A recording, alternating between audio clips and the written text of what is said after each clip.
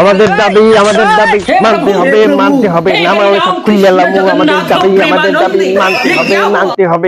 সুপ্রিয় দর্শক মন্ডলী, আমরা ইতিমধ্যে একটা শাহমেগি আন্দোলনে ঢুকে গেছি। সামনে একটা দেখি শাহমেগির প্রধান হেল্লা কিছু কথা কমু আমরা। সরি আফা, আমার নামটা আসলে কি? আমার নাম মহিলা একটার পুরুষ। আচ্ছা, মহিলা একটার পুরুষ আফা। আমরা যে আন্দোলনটা আইছেন, মূলত এই আন্দোলনটা কিসের জন্য আসছেন? আমাকে কি দাবিটা কি?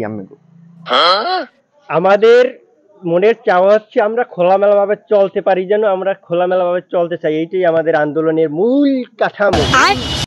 আমরা চাই খোলামেলা ভাবে চলতে। আচ্ছা আপা, কিছু মনে যদি না করেন একটা প্রশ্ন করি। আমার দ্বারা আইসি কুত্তো পোষা পোষা গন্ধ পাই। হ্যাঁ, আমার গায়ের যে কুত্তো পোষা গন্ধ না, ওটা হচ্ছে শাহমেগিদের গায়ের সুবাস।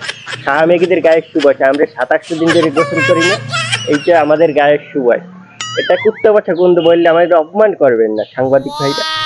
আচ্ছা আপা, মুগো তো ইসলামে পর্দা করা ফরজ। তা আমরা যদি একটু পর্দা করতে চলেন, তাহলে আমাকে সুন্দর দেখায়। তা আমরা মুশৃঙ্খল ভাবে খোলামেলা পরিবেশে মারতে চান কে? দাফাদাফি লাগাইছেন কেরম কোন?